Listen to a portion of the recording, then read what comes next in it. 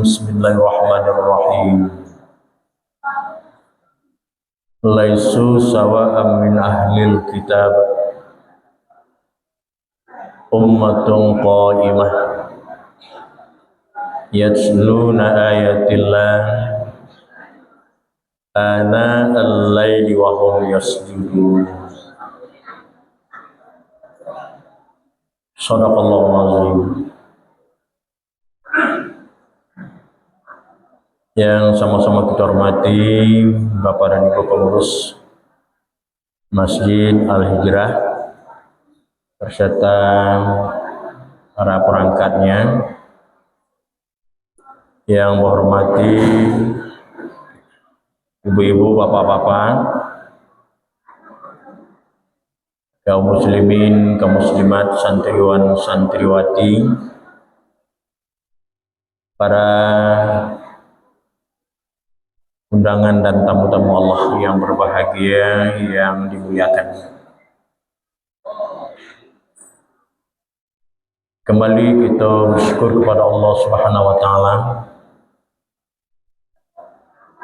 Alhamdulillahirabbil alamin, pada malam hari ini adalah malam yang ke-9 kita melaksanakan sholat tarawih. Dan alhamdulillah siang tadi kita sudah melaksanakan puasa di siang harinya pada hari yang ke-8. Mudah-mudahan segala aktivitas kita selama bulan suci Ramadan, ibadah-ibadah yang kita lakukan, ibadah siam dan ibadah qiyamul lail pada malam harinya, man shoma Ramadan imanan wa ihtisaban, man qoma Ramadan imanan wa ihtisaban, ghufira lahu ma taqaddama min dzambi. Orang-orang yang betul-betul melaksanakan puasa itu penuh dengan iman dan perhitungan, orang-orang yang betul-betul melaksanakan qiyamul lail penuh dengan iman dan perhitungan, Allah akan ampuni segala dosa-dosanya yang sudah berlalu. Dengan tujuan di ujung ayat surat Al-Baqarah ayat 183, la'allakum tattaqun. Mudah-mudahan kita semua menjadi orang-orang yang bertakwa kepada Allah Subhanahu wa taala. Kemudian salawat dan salam kepada Nabi kita besar Muhammad sallallahu alaihi wasallam. Allahumma shalli ala sayyidina Muhammad wa ala sayyidina Muhammad. Nabi Allah uswatun hasanah, suri tauladan, contoh yang baik yang telah berhasil membawa manusia ke jalan yang benar, jalan yang diridhai oleh Allah Subhanahu wa taala. Bapak-bapak dan ibu, kaum muslimin, kaum muslimat, jamaah yang berbahagia yang dirahmati Allah. Menurut jadwal adalah Ustadz, ya, bukan saya gitu. Intinya mungkin sudah diminta sama Pak Epi Sekar tadi, beliau mungkin kurang sehat tadi, mungkin alasannya untuk mengisi kekosongan ini, maka diminta saya oleh pengurus untuk menyampaikan sedikit pesan-pesan agama. Kita beri judul upaya menjadikan generasi-generasi atau masyarakat yang Islami atau masyarakat yang solehah. Kita tahu bapak-bapak, saudara-saudara, bahwasanya rumah tangga merupakan suatu unit yang terkecil yang berada di tengah-tengah masyarakat, yang terdiri dari ayah, ibu, dan anak-anak. Inilah yang dikatakan dengan sebuah keluarga, dan inilah yang dikatakan dengan sebuah rumah tangga. di mana dalam sebuah rumah tangga atau sebuah keluarga tadi dipimpin oleh seorang ayah yang mengkepalai keluarga atau yang disebut dengan kepala keluarga. Lalu yang menjadi pertanyaan bagi kita bapak-bapak sebagai kepala rumah tangga, sudah sejauh mana kita menanamkan nilai-nilai agama di dalam sebuah rumah tangga? Kenapa? Kalau kita sudah memperkenalkan agama, menanamkan nilai-nilai agama di dalam sebuah rumah tangga itu akan menjadi sebuah RT, dan RT akan menjadi sebuah RW, RW akan menjadi sebuah kelurahan. Kalau dalam sebuah RT, dalam sebuah RW atau dalam suatu kelurahan, di mana generasinya generasi atau masyarakatnya masyarakat yang Islami, masyarakat yang soleh soleha, maka kehidupan itu akan damai, akan tenang, akan tenteram. Apa kata Allah? Walau anna ahlal qura amanu wattaqaw lafatana alaihim barakatim minas samai wal ardh walakin kadzabu fa akhadnahum bima kan yaksi. Kalaulah suatu kaum, kalaulah suatu kampung, kalaulah suatu negeri itu beriman dan bertakwa kepadaku, kata Allah, maka kehidupan masyarakat yang ada di satu kampung itu akan aku sejahterakan, kata Allah. Akan kudatangkan rezeki itu dari langit, dari bumi. Wa may yattaqillaha wa ja'al lahu makhraja wa yarzuqhu min haitsu la yahtasib. Maka akan kuberikan kepadanya adalah rezeki yang tidak pernah dia duga-duga. Begitu hebatnya Bapak-bapak dan Ibu, kalau kita betul-betul sudah menanamkan nilai-nilai agama, kalau kita sudah betul-betul memilah diri kita ya dari segala perbuatan-perbuatan yang tercela atau perbuatan-perbuatan maksiat, artinya kita adalah orang-orang yang menyembah Allah dalam suatu kaum atau dalam sebuah perkampungan. Maka Allah akan mendatangkan sebuah nikmat yang tidak pernah kita duga-duga, luar biasa. Tapi tidak sampai di situ ayat itu. Walakin kadzabu fa akhadnahum bima kan yaksibun, kata Allah. Maka kalian itu, kata Allah, pembohong, pendusta. Maka kenikmatan-kenikmatan, rahmat-rahmat itu akan kami ganti dengan azab. Bapak-bapak, saudara-saudara, kalau kita lihat bapak-bapak dan ibu, banyak generasi-generasi Jawa yang kini ya, atau mungkin sebagian lah, yang tidak peduli dengan agama, tidak peduli dengan kewajiban. Padahal setiap waktu dipanggil, ya. Di dalam ayat dikatakan, inna sholata kanan alal mu'minina kitaban mawquta. Sesungguhnya sholat itu merupakan suatu kewajiban bagi orang-orang yang beriman yang sudah ditentukan waktu-waktunya. Ya. Ternyata masih banyak di antara masyarakat-masyarakat yang tidak peduli dengan suara-suara azan atau panggilan-panggilan azan. Ya. Ini panggilan sholat itu adalah panggilan untuk orang-orang yang beriman sebenarnya. Nah, ternyata masih banyak orang-orang yang tidak melakukan sholat. Ya, dia tidak peduli. Nah, kalau manusia-manusia atau orang-orang yang tidak lagi peduli dengan panggilan-panggilan Allah, maka di hatinya itu akan tertutup untuk kebenaran. Yang dibukakan itu adalah untuk kesalahan-kesalahan, kecurangan-kecurangan, dan mungkin untuk melakukan sesuatu hal-hal yang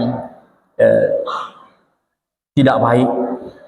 Contoh bapak-bapak dan ibu, bara banyaknya anak-anak ketek ya, atau mungkin pelajar-pelajar awak yang tawuran ya, sampai adonan mati, adonan putus tangannya ya.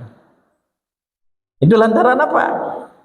Kembali kita kepada bagaimana seorang kepala keluarga mendidik anaknya atau menanamkan nilai-nilai agama di dalam sebuah rumah tangga. Inilah kadang-kadang bapak-bapak dan ibu yang tidak habis pikir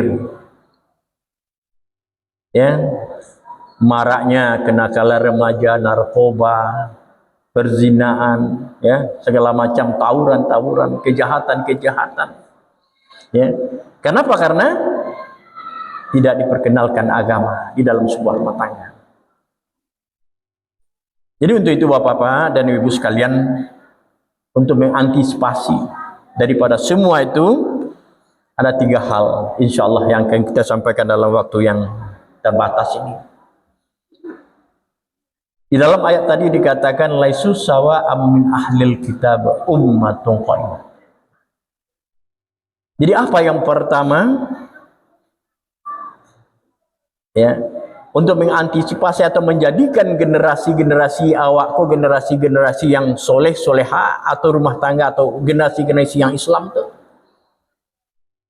yang pertama adalah ummatun qaimah.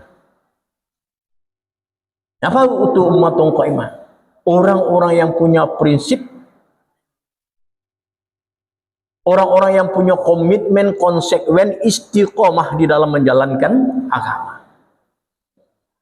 Kalau orang sudah menjalankan agama dengan istiqomah, apapun alasannya, apapun keadaan cuaca, apapun yang akan terjadi, dia tidak akan berhenti untuk menjalankan agama. Nah, begitu hebatnya. Kenapa? Karena dia sudah perkenalkan dengan agama. Sudah melekat di hatinya itu agama. Itu yang penting. Karena komitmen. Karena agamalah kita bapak-bapak dan ibu selamat. Kalau tanpa ada agama, maka kehidupan di dunia ini akan kacau. Kamu pernah membaca sebuah buku pesan, ya? Waktu di kantor dulu mau calik-calik buku, rupanya ada buku saku. Buku saku tu, kamu kadangnya dia buku tabungan tu lah, bisa dimasukkan ke saku.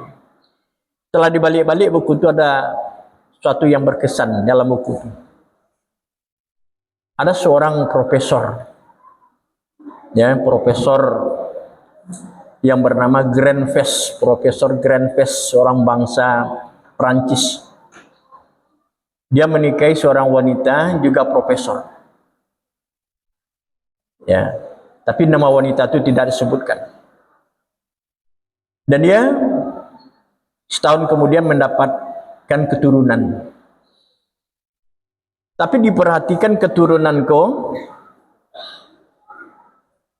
semakin lama makin aneh. Artinya adalah keganjilan, kekurangan, ketidaknormalan daripada anaknya. Kalau bahasa awak, maaf ibu, mungkin idiot gitu. Jadi profesor tadi tidak terima. Ambo adalah seorang profesor, istri ambo seorang profesor, ku anak ambo profesor. Nah, ku anak ambo kok dungu, ku anak ambo kok ele mereka. Ya, tak terima ya. Berubahlah nyo sampai ke Amerika, sampai ke Jerman, ke mahkamahnya berubah ke ahli saraf. Kecil dokter-dokter yang nyo sampai berubah, wahai profesor, bahwasanya anak kamu ini adalah sudah ketentuan dari Tuhan. Karenanya bukan orang Islam. Ini adalah ketentuan dari Tuhan. Ya, akhirnya nyo kembali, nyo tidak terima. Dengan merasa malu nyo mendapatkan anaknya tadi, ya. Sehingga ketika anaknya tadi ko sedang menyusu yo mandenya, ya. Sebelum itu bapak-bapak dan ibu sekalian, nyo tulis sepucuk surat, ya, dengan bahasa Perancis. Kalau di bahasa nawaknya Pak Bu, ya. agama tanpa ilmu lumpuh, ilmu tanpa agama buta. Nyetuli jo karate nyeletakkan di atas meja, lalu nyambil pistol, Pak. Ketika anaknya sedang arek menyusu tadi, Pak, sedang menyusu tadi, nyetembak kepala anak, Pak, mati anak. Tapaki mandenyo, nyetembak pula mandenyo. Dalam hitungan menit mati berdua orang tengah malam. Kemudian bapak-bapak lalu nyetembak. Jadi bapak-bapak dan ibu, ini perlunya agama. Kalau tidak ada agama di dalam kehidupan kita, kalau kita tidak perkenalkan generasi-generasi awak dengan agama, bapak-bapak dan ibu sekalian, maka kehidupan generasi-generasi awak nanti akan serupa itu nanti, Pak. Dia akan mudah melakukan kesalahan-kesalahan tanpa dia berpikir panjang untuk melakukan suatu kesalahan yang fatal di dalam kehidupan. Ini yang pertama, ya. Lalu yang kedua, ibu-ibu, apa-apa, untuk menjadikan, upayakan generasi-generasi yang soleh-soleha tadi, atau menjadikan masyarakat yang Islam, ya, masyarakat yang aman, damai, yatluna ayatillah, maka gemarlah membaca ayat-ayat Allah, kegemaran membaca ayat-ayat. Alhamdulillah ibu bapak, anak-anak awak, mungkin dulu kini entah ada tahu lah, ya, ada belajar irama, tapi yang jaleh bapak-bapak ibu anak-anak awak lay mengaji setiap hari, ya, di luar Ramadan, ya. Itulah yang terpenting dalam kehidupan, ya. Kita baca Al-Quran, setiap malam kita baca Al-Quran. Iqra'ul Quran fa innahu ya'ti yaumul qiyamah syafi'an li ashabi. Bacalah olehmu Al-Quran, nanti Al-Quran itu akan datang kepadamu di yaumil mahsyar sebagai syafaat penolong terhadap orang-orang yang membaca. Kemudian bapak-bapak dan ibu, dalam hadis lain dikatakan, dalam hadis qudsi Allah berfirman, orang-orang yang memuliakan ahlulku, kata Allah. Jadi orang-orang yang memuliakan ahlulku, kata Allah, aku akan muliakan orang itu. Aku akan masukkan dia ke dalam surga. Orang-orang yang menghina ahlulku, kata Allah, aku akan hinakan mereka dan dia akan masukkan ke dalam neraka. Lalu ditanya oleh Abu Hurairah, wahai Rasulullah, siapa yang dikatakan dengan ahlullah itu? Kata Rasulullah, ahlullah itu adalah orang yang membaca Al-Quran. Ini orang yang membaca Al-Quran. Orang yang membaca Al-Quran itu, kata Rasulullah, lebih mulia daripada semua orang, kecuali Nabi dan Rasul Allah. Di orang-orang yang membaca Al-Quran itu, bapak-bapak dan ibu, tingkatnya di bawah Nabi dan Rasul Allah. Sungguh luar biasa. Orang-orang yang membaca Al-Quran, maka derajatnya itu akan naik. Ya, luar biasa. Banyak bapak-bapak dan ibu hikmah-hikmah kita membaca Al-Quran. Ya. Nah, ini yang kedua. Lalu dengan sebuah kisah diceritakan bahwasanya ada di salah satu rumah sakit di Jakarta atau rumah sakit swasta. Ya, diceritakan di situ bapak dan ibu, ada dalam satu tahun itu 1.000 orang, ya, 1.000 orang yang meninggal dalam satu tahun. Cuma dalam 1.000 orang itu hanya 70 orang yang mampu mengucapkan la ilaha illallah ketikanya mati. Hanya 70 orang dalam 1.000 orang itu dalam satu tahun. Setelah diadakan penelitian, dicarilah alamat-alamat orang itu sampai dapat alamat orang itu ke 70-annya. Ditamuilah keluarga-keluarganya itu, ya, oleh orang-orang rumah sakit yang memandu saat-saat kematian tadi. Ya. Cari sampai bersobok, ya, kenapa istri bapak ketika mati dia mengucapkan la ilaha illallah? Kenapa suami ibu ketika dia sakarat dia membaca la ilaha illallah? Kenapa anak bapak? Kenapa orang tua bapak, orang tua ibu? Hampir ke 70 atau 70 itu ditanya, jawabnya sama. Sama jawabannya, Pak, tanpa dia kompromi. Dengan bermacam daerah, provinsi, dan kabupaten. Apa jawabnya? Ketika suami saya masih hidup, ketika istri saya masih hidup, ketika anak saya masih hidup, ketika orang tua saya masih hidup, dia adalah orang-orang yang gemar membaca ayat-ayat Allah. Luar biasa, Pak. Jadi orang yang membaca Al-Quran itu akan dimudahkan sakaratul mautnya oleh Allah Subhanahu wa taala. La ilaha illallah. Ikulah yang kita lalaikan selama opak. Al-Quran itu bertumpuk-tumpuk di rumah. Ya, kadang-kadang lah kabui Al-Quran itu indah juga dibaca Al-Quran. Bapak-bapak dan ibu jamaah yang berbahagia yang dirahmati Allah, terakhir, ya, 3 yang terakhir, generasi-generasi yang soleh, wahum yasjudun. Generasi-generasi sholat atau orang-orang yang sembahyang atau orang-orang yang sujud kepada Allah. Ya, orang-orang yang sujud. Akulah bapak-bapak dan ibu-ibu, lekayayai mato darah awak mendoa kepada Allah, Pak, tapi tidak sembahyang, Pak. Indak kanyu terima di Allah doa awak, Pak. Ya, tidak kanyu terima. Ya. Menangis awak sejadi-jadinya, Pak, tapi tidak solat, Pak. Maka indak diterima doa awak. Jadi maka yang diterima adalah doa orang-orang yang salat. Ya. Bertanya sahabat kepada Rasulullah, ya Rasulullah, bedanya orang kafir, orang mukmin atau orang muslim? Kali kata Rasulullah, le salatnya pun indak. Kalau le salat berarti orang Islam. Kalau tidak salat berarti indak orang Islam. Ya, itu aja bedanya. Ya. Bahkan di dalam ayat lain dikatakan wala tusalli ala ahadin minhum mata abada wala taqum ala qabrihi innahum kafaru billahi wa rasuli wa matu hum fasiqun. Jangan sekali-kali kalian kata Allah menyolatkan orang-orang yang mati di antara kamu. Jadi orang-orang yang tidak solat itu haram hukumnya disolatkan. Ya. Tidak boleh disolatkan. Ya, dan jangan pula duduk atau berdiri di kuburannya memohon ampun terhadap si mayat yang ada dalam kubur tadi. Innahum kafaru billah wa matuhum fasiqun. Sesungguhnya ia telah kafir kepada Allah, kafir kepada Rasul, dan dia mati dalam keadaan fasik. Jadi bapak-bapak dan ibu, orang nama deko dua saja ke masjid. Pada mau ketika nikah, yang kedua ketika disolatkan, sebenarnya tidak boleh disolatkan, Pak. Ambo kalau ada orang-orang yang tidak solat, Pak, tahu dia mau orang-orang tidak solat, kurang ajar nih, Pak, matinya haram, Pak. Ambo akan membayangkan, Pak. Ambo lah sabui dari kini. Ambo akan menyelarkan jenazahnya.